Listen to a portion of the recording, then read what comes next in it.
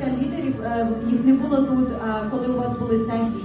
We actually went and visited some churches, and then we actually went and did an outreach in Lviv. Взагалі-то ми пішли до церков, і ми просто відвідували церкву і послужили там, і потім ми робили евангелізацію на вулиці. We did what we're going to be teaching you how to do.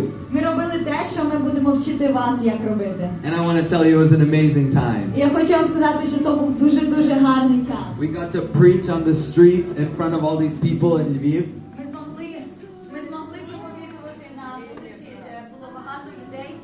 And I want to share with you one story of something that happened. І я хочу поділитися з вами історією, що сталося. Our brother Brandon was doing an altar call at the very end of his message. Мій брат Брендон, він призивав людей до покаяння в кінці свого проповіді. And we were just in the middle of the main city, the main part of the city, right in front of the opera theater. І ми були на вулиці, прямо посередині площаді перед оперним театром. And it's like a big space, so as he did an altar call, there was somebody like, I don't know, like 30 feet from him, maybe a little bit farther.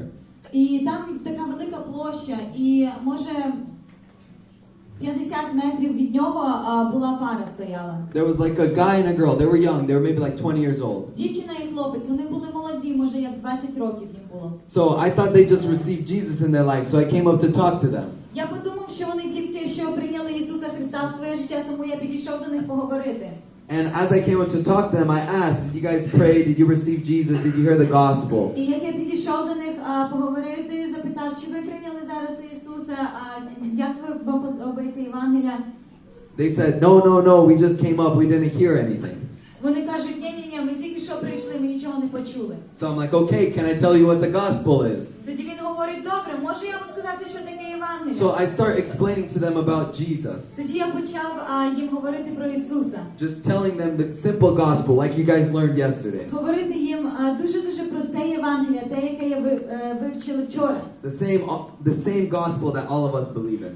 Те саме Євангелія, в яке ми усі віримо. The gospel of Jesus Christ. Євангелія Ісуса Христа. And as I'm talking to them, І як я розмовляв з ними, the young man that was standing there, молодий хлопець, який стояв там, there was something like funny about him. було дуже щось незрозуміле про нього. He started asking me these kind of questions. Він почав запитувати мене такі странні вопроси. He would ask me questions like anytime I would tell him about Jesus, he would ask a question about the devil. Кожний час, коли я говорив йому про Ісуса, він запитає мене питання про дьявола. I would tell him that you guys can be saved by Jesus. Я йому кажу, ви можете бути спасені Ісусом. But he would tell me, no, I think I could be saved by the devil. Але він мені скаже, я думаю, я можу бути спасеним дьяволом. I was telling them that Jesus is the king of our lives. Я йому говорив, Ісус цар наших життів. But he asked me, but isn't the devil the king of hell? Але він скаже, сатана, що не є цар пекла? And I asked them, do you guys go to any kind of church? І тоді я спитав, ви ходите до церкви? And he said, yeah, I go to a church, but it's a satanic church. Він каже, я ходжу в церкву, але це сатанинська церква. And I'm like looking at him, and there's just something not right the whole time I'm speaking to him. І я дивлюся на нього, і я просто відчуваю, що щось не так кожний час, увесь цей час, коли я розмовляв з ним. But I still preach the gospel to him. Але я все одно проповідував Євангелія. And then I give them a call. I said, do you want to receive Jesus? І тоді я запитав у них це питання, чи ти хочеш прийняти Ісуса? And this man was like hesitant. He really didn't like want it right away. І цей хлопець, він такий, він не хотів цього робити. But the girl standing beside him silently. Але дівчина, вона стояла поруч з ним увесь цей час, і вона мовчала. She didn't ask me one question. Вона не запитала мене жодного питання. And the whole time I could see in her face that she was so interested. She was being drawn by the Holy Spirit. І увесь цей час я просто бачив її на її лиці, що вона була дуже заінтересована цьому, що вона була, її це привлекало. So I asked her, do you want to receive Jesus? Тоді я запитав її, чи ти хочеш прийняти Ісуса? And she made the decision that all of us have to make. І вона зробила вибір, який кожен з нас мав робити. She looked at her friend. Вона подивилась на свого друга. She looked at me. Вона подивилась на мене. She thought for a second. Вона подумала на секунду. And then she said, yes, I want to І receive тоді вона Jesus. сказала, так, я хочу прийняти her in a prayer to receive Jesus.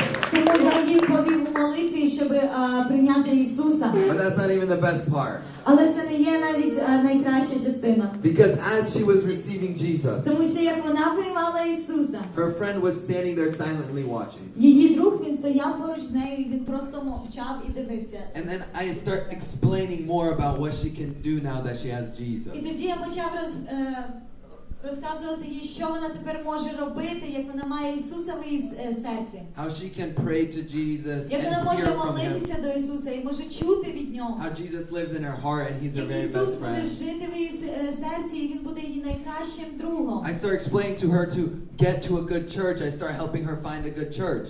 Я почав їй допомагати знайти церкву. Я її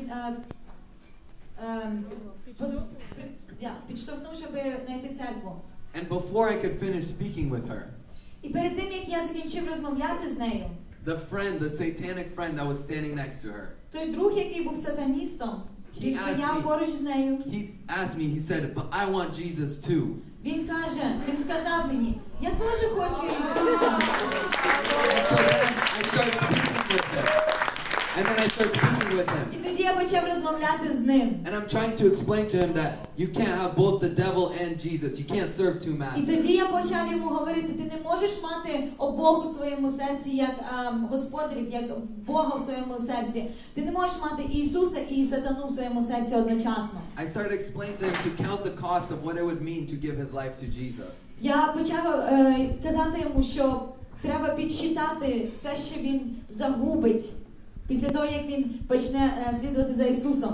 I tell him that if he follows Jesus, that means he doesn't follow the devil anymore. That means he says no to all of that. Я сказав йому, що якщо ти хочеш слідувати за Ісусом, ти не можеш більше слідувати за дьяволом. And he said, I want to follow Jesus. І він говорить, я хочу слідувати за Ісусом. And I told him, I said, you need to renounce the devil and receive Jesus, accept him. Я сказав йому, що тобі треба отречься від дьявола і прийняти Ісуса у своє серце. And he said, okay, I will. І він сказав, добре, я хочу це. And I told him, I said, say it with your own mouth, repeat it after І me. я йому сказав, що ти маєш сказати це зі своїм собственними вустами. And he says, I reject and renounce the devil and Satan, and I receive Jesus in my life. І він сказав, я відрікаюся від дьявола, я просто викидаю його з мого життя, і я приймаю Ісуса. Hallelujah, come on. Those two people received Jesus right there on the spot. Ці двоє людей прийняли Ісуса на тому самому місці у And своєму now житті. their lives are changed forever. І зараз їхні життя, вони змінені назавжди. And it wasn't just those two people. І там не було лише двоє людей, про які ми сказали. As we were on the streets preaching, 33 people gave their lives to Jesus. Як ми були на вулицях, ми проповідували Євангелія, 33 людини прийняли Ісуса. And soon that's going to be every single one of you too. І дуже скоро це буде кожний з вас. Amen. Амінь. Hallelujah. All glory to Jesus. Слава Ісусу!